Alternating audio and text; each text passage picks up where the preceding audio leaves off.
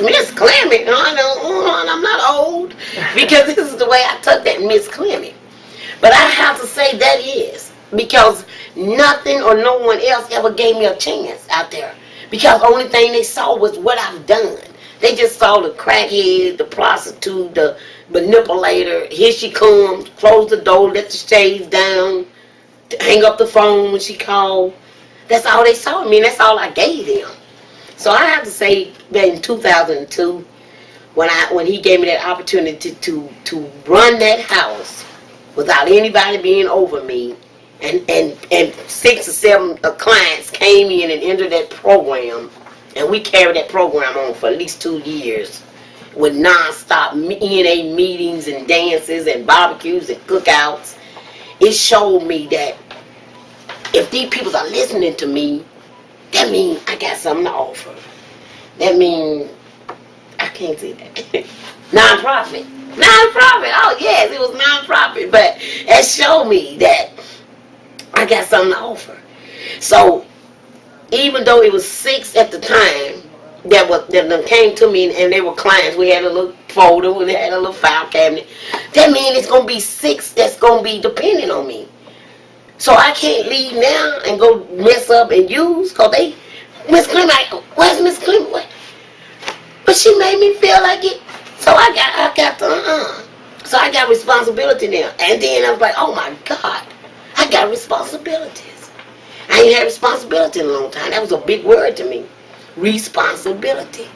So I can truly say that was the part that really made me want to let Timmy go on to the graveyard, have his little funeral, and be buried, and leave me alone, and start making Clemmie again. I was not nowhere near feminine looking like this at all. No women's clothes, no makeup, no hairdo. I was straight thug.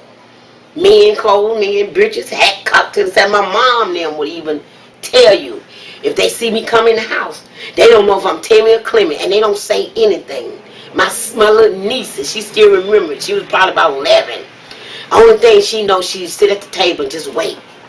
They don't wait. They don't say anything to me and let me say it first, because they don't know who I'm finna be. Am I finna be Clemmie, they auntie and their daughter, or am I finna be Timmy, somebody that I'm finna be mad about and take whatever they got and I got to have it? I don't care if it's from my mother. So that itself made me proud of who I have become now. Clemmie was buried here all along. It just took me to go through all that to get to here. But I still want to say that the system helped a whole lot of us get out there where we're at. Coming out of Magdalene, Galaxy Star, and Fallen Angels allowed me to know that changes have to be made, and there's somebody out here making them.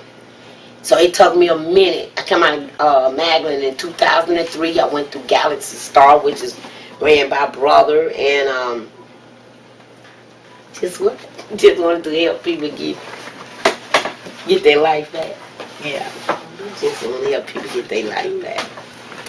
Yeah, just want to help people get their life back. Coming through Galaxy Star, yeah, you made me cry on that. Allow me to run another course of helping people get their life back. So we opened up a house which was ran by my brother and his wife, and I joined it after I finished the Magna thing. So that was still dealing with homeless and drug addiction. So your brother got clean too? Yeah, my brother got clean. I think a year after me. Yeah, he matter of fact, January 15th, he was 7 years clean, and it was a hard journey for him, so that's a whole new story. It was really a hard journey for him. I mean, because of his lifestyle. But he made up his mind, and he wanted to do it, just like I did. And then we both do the same thing. Go back and help people get their lives back together. But during the process of being out in the streets with Galaxy Star and steal some parts of Magdalene is how I ran into the people that co-founded the National Homeless Power Project. I knew a couple of them, John Zirkle, Howard Allen, Daniel. I was out there with them. But I didn't have no clue where they went until I ran into them downtown in these meetings at this church here, or just being out passing out information and pamphlets. about Nashville Homeless Power Project. Nashville Homeless Power Project, what is that? That's how I got to this. Because I just looked at it as Nashville Homeless Power Project. We're in Nashville, whole lot of homeless people, but we are powerful, and it's a project to be done. So shoot, let me go and see what they doing. Because then once I got here and started just coming, showing up at some of the meetings, like you talking about volunteering, just coming in and actually coming in and singing. And there's no big president, there's no secretary people, there's no, how all the organizations that you think that's going to have a big cigar, big necktie on, or pinky sticking out over the little coffee cup, all that stuff. So I was like, oh my God, these are people just like me. And they're organizing something.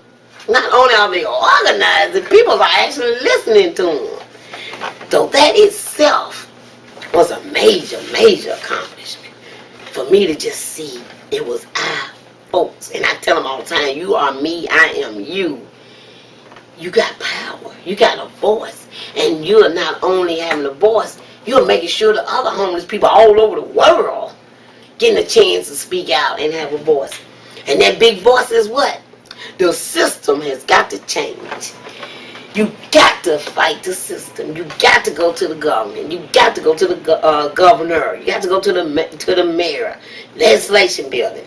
You got to have the opportunity and the guts to stand up and say, yes, I became homeless. Yes, I became a prostitute. Yes, I became a drug user. But I don't believe I would have became all of that if my dad hadn't never lost that job, showing up for work, and the whole company shut down. I don't believe I became all of that if my mom had the opportunity back in the slavery days to get the normal education that she should have got to learn how to read and write, because this is the only job she could get. My mama keeps books back in 1960. Everything happens in her life, she writes it down. And you know what I told her? I said, woman, you're supposed to have been a journalist. Because ain't no way you have all of these stacks and stacks and stacks of notebooks. If you do something, all you do is say, call my mom. Mama, where was I at August 18, 1972? Hold on. She was such and such. She have helped people that have been involved in crimes. And they be in jail and get their lawyers to call. Call Miss Mary or Babe. Asked her, where was I at October the 12th, 1982 at 12:45? She can go to this book. Oh, he was sitting here on the porch. He bought 2 6-pack, 3-quart of beer, and me a pack of cigarettes.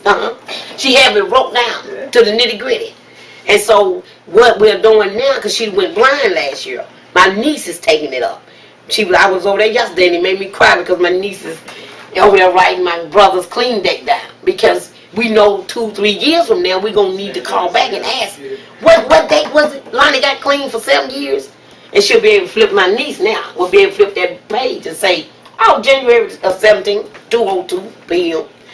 So if she had the opportunity to have the education that she's supposed to have, or she'd have made a life for us. But the life that she made for us was not due to money, but it was due to love and understanding. So that's the best thing she could have gave me. Even though she couldn't give me the dollars, she gave me the love. So she gave me enough love to go and want to fight for the rights of not only me, but for our people.